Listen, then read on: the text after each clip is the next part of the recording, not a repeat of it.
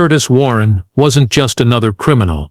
He was the shadowy kingpin who built one of Europe's most powerful drug empires from the gritty streets of Liverpool. Known as the Chemist, Warren's rise from a troubled youth to a multi-millionaire drug lord captivated law enforcement and terrified rivals.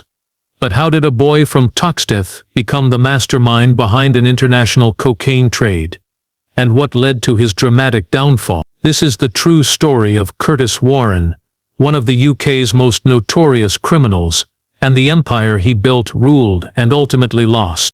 Curtis Warren was born in 1963 in Toxteth, Liverpool, an inner-city area known for its poverty, racial tension, and high crime rate. The streets he grew up on were tough, lined with decaying buildings, high unemployment, and a deep sense of frustration. Life there didn't offer many chances, especially for young black men like Curtis. His father worked as a merchant seaman, often away from home, while his mother tried to keep the family grounded. But outside their front door, temptation and danger waited on every corner. By the time Curtis was a teenager, the 1981 Toxteth riots had torn through the city, leaving behind burned buildings, shattered glass, and a generation scarred by violence and distrust of authority. For many kids in the area, the riots were a turning point. For Curtis, they were a signal that rules could be broken and chaos could be controlled. Even as a child, Warren stood out. He was quiet, observant, and unusually sharp. He didn't just follow the crowd, he studied it. While others got caught up in petty crimes or senseless violence, Curtis watched how money flowed through the streets, who had power and who was faking it. He was fascinated by systems, how things worked, how people moved, how one thing connected to another. He wasn't particularly interested in school, but he had an appetite for information. He read anything he could get his hands on, especially about science and business. It was this mix, intelligence shaped by the street, and ambition born from poverty, that made him different from his peers. As he moved through his teens, Curtis began testing the edges of the law. He started small, lifting goods, handling stolen items, acting as a lookout. But he never acted on impulse. Everything he did was calculated. He was building a skill set, not just making money. He understood risk, and more importantly, how to avoid it. By the time most boys his age were chasing football dreams or stuck in dead-end jobs, Curtis was already networking with older criminals. He wasn't content being a runner or a soldier. He wanted to lead. To the outside world, he was just another kid from Toxteth. But inside, Curtis Warren was already planning something much bigger. Curtis Warren's first real step into the criminal world began in the nightclubs of Liverpool. As a bouncer, he wasn't just there to keep order, he was there to observe. The clubs were more than just places for partying. They were hubs for deals, connections, and power moves. It was here that Curtis began rubbing shoulders with the city's gangsters, smugglers, and drug dealers. He wasn't loud or aggressive like many others in that world. He listened, took mental notes, and learned. He saw who was rising, who was falling, and most importantly, how the drug game really worked behind the scenes. At first he dealt in small amounts of cannabis and amphetamines, mostly on behalf of bigger players. But Curtis had no interest in staying in anyone's shadow. He quickly realized that the street-level hustle had a ceiling. The real money, the real power, was in controlling supply, not just moving product. So he started asking questions, reaching out, and building relationships with people beyond Liverpool. He didn't want to be the middleman. He wanted to be the one others answered to. And unlike many who were driven by quick cash or reputation, Curtis approached the trade like a businessman. He mapped routes, studied prices, and identified weaknesses in customs procedures and border control. He made connections with criminals in London, Manchester, and eventually mainland Europe. Curtis understood that drugs didn't just appear on the streets, they came through complex supply chains, and he wanted to be at the top of one. He started importing larger quantities, using couriers, safe houses, and carefully chosen ports. He created layers between himself and the product, making it harder for police to trace anything back to him. His operations were clean, efficient, and well managed. He didn't flaunt wealth, didn't attract attention, and didn't make the mistakes others did. As the money started rolling in, Curtis reinvested it into expanding his network. He began buying properties, setting up front companies, and testing ways to move product internationally. Everything was precise, nothing left to chance. It was during this time that people began calling him the Chemist, not because he made drugs, but because he handled his empire with the precision of a scientist. Curtis Warren wasn't just in the game anymore. He was starting to control it. Curtis Warren's ambition didn't stop at Liverpool. Once he had mastered the local scene, he turned his sights toward Europe, where bigger profits and broader opportunities waited. His first major expansion was into the Netherlands, a country with key shipping ports, relaxed borders, and a growing reputation as a central hub for drug trafficking. Rotterdam and Amsterdam became critical to his operation. He began moving larger quantities of drugs, especially cocaine, through these ports, hidden in containers of fruit, frozen fish, and furniture. He wasn't just smuggling anymore. He was building an international empire. In Amsterdam, Curtis kept a low profile, blending in with the city's diverse population. He bought property under false names and ran legitimate-looking businesses as cover. He used a network of couriers and fixers, many of them unaware of the full scale of his operation. The Dutch authorities had no idea that a man from Toxteth was quietly building one of Europe's most powerful drug networks right under their noses.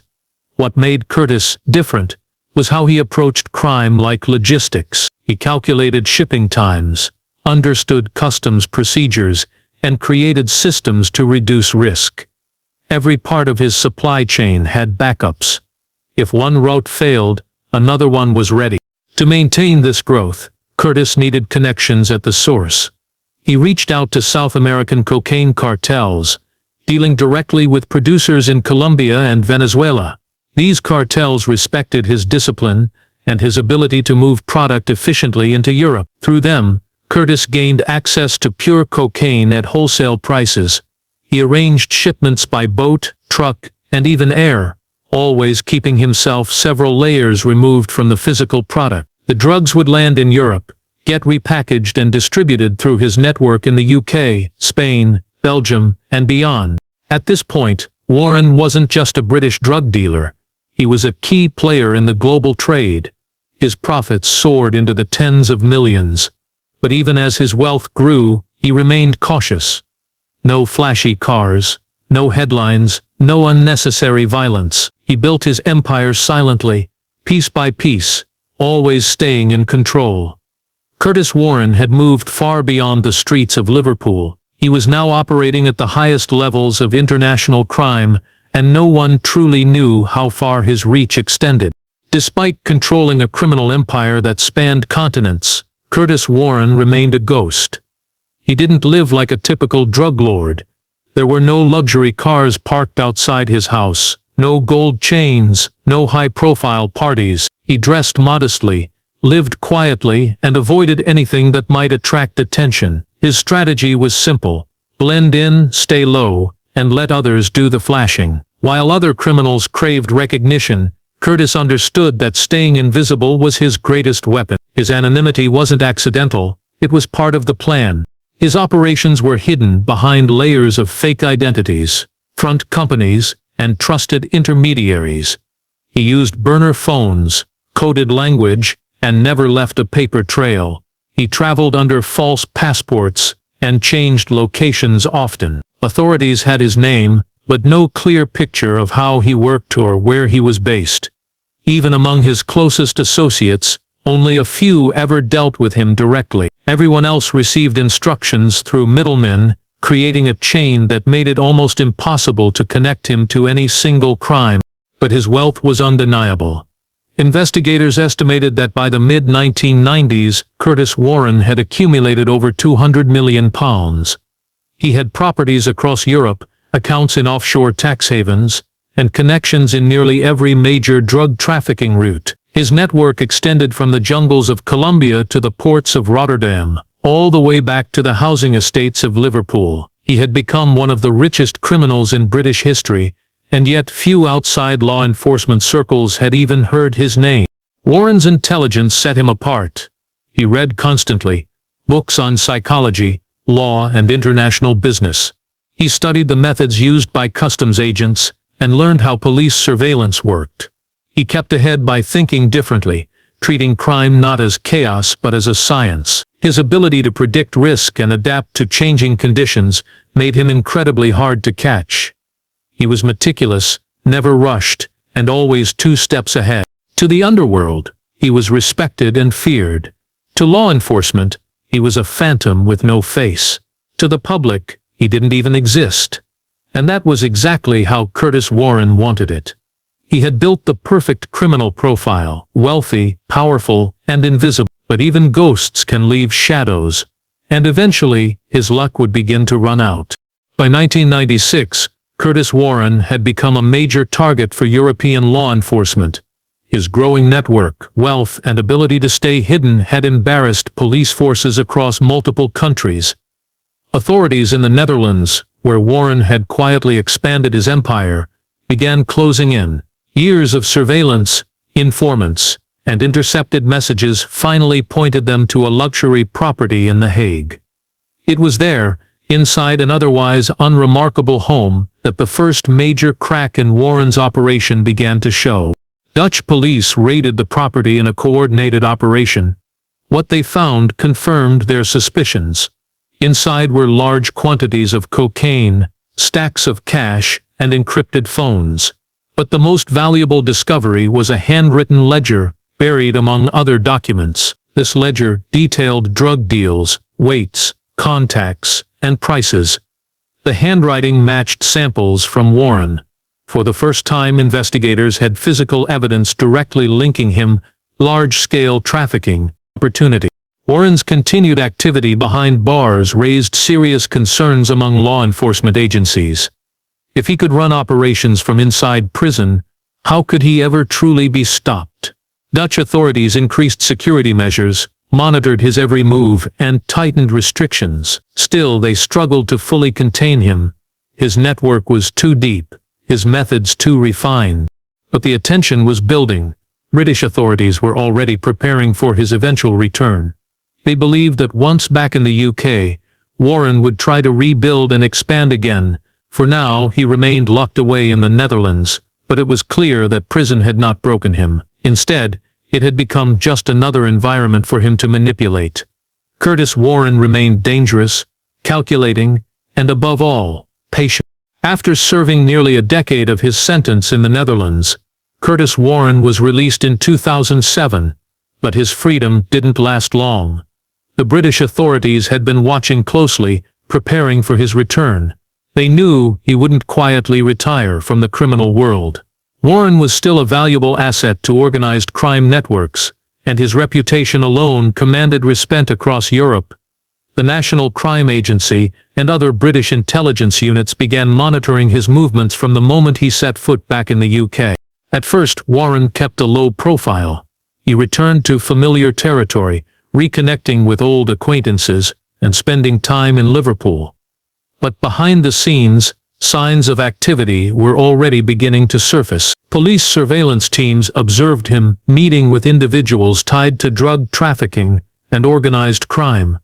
Conversations were cryptic, but suggested that Warren had no intention of stepping away. He wasn't trying to live off old money. He was planning something new.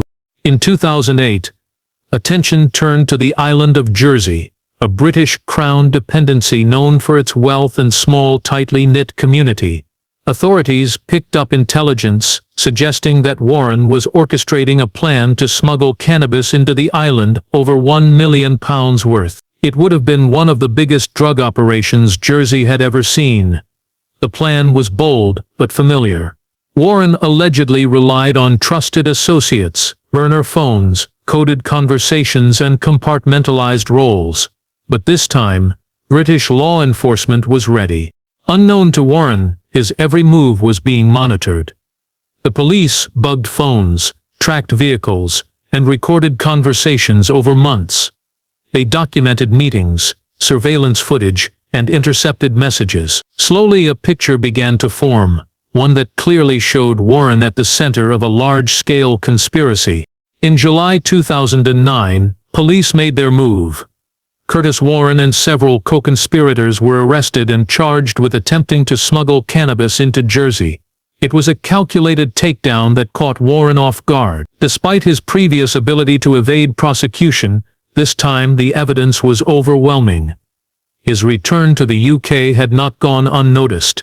It had triggered one of the most detailed and costly surveillance operations in British history. Once again, the so-called Invisible Man found himself facing a courtroom, and this time the walls were closing in.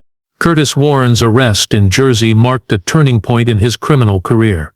For the first time, British prosecutors had a solid case built on months of wiretaps, surveillance, and carefully gathered intelligence. Unlike his earlier operations where evidence had been thin or circumstantial, this time the prosecution had hours of recorded conversations, GPS data, and testimony from law enforcement officers who had followed every step of the plan. Warren, who had spent decades avoiding direct links to any drugs, was finally caught in a conspiracy that pointed straight to him. The case centered around a plot to import 1 million pounds worth of cannabis into Jersey from mainland Europe. Warren never used the word cannabis in the recordings. Instead, he spoke in code referring to property deals and furniture. But police had learned to read between the lines. They knew the language, the tactics, and the pattern of speech. They had been listening for long enough to know exactly what was happening. In court, Warren remained calm, denying all involvement. He claimed the conversations were innocent, related to buying real estate, but the jury didn't buy it. The evidence showed that this was not just casual talk. It was a carefully coordinated plan involving vehicles, contacts in Holland, and secret phone lines. The prosecution painted Warren as the mastermind, the man pulling the strings from behind the scenes, just as he always had. In October 2009, Curtis Warren was found guilty of conspiracy to smuggle drugs and sentenced to 13 years in prison. His appeal was denied. The conviction was a major victory for law enforcement, who had spent years trying to bring him down. For Jersey police, who rarely dealt with crime on this scale, it was the biggest case in their history. But even behind bars, Warren remained a problem. Authorities worried he would continue to communicate with his network and possibly run operations from his cell, just as he had done in the Netherlands. Security around him was tightened, and monitoring became constant. Still, the legend of Curtis Warren didn't fade. To some, he remained a criminal mastermind. To others, a cautionary tale of brilliance turned to greed. Either way, his story was far from over. After Curtis Warren's conviction in Jersey, British authorities didn't stop at putting him behind bars. They turned their attention to dismantling the vast fortune he had amassed over decades of criminal activity. The National Crime Agency, NCA, launched an extensive investigation aimed at seizing Warren's hidden wealth, believed to be scattered across offshore accounts, secret investments, and properties in multiple countries. It was a complex challenge, tracking illicit money that had been carefully laundered and shielded by layers of legal and financial trickery. Warren's network was designed to keep him insulated from direct ownership of assets. Many properties were held under false names or through shell companies, while bank accounts were registered in the names of associates or frontmen.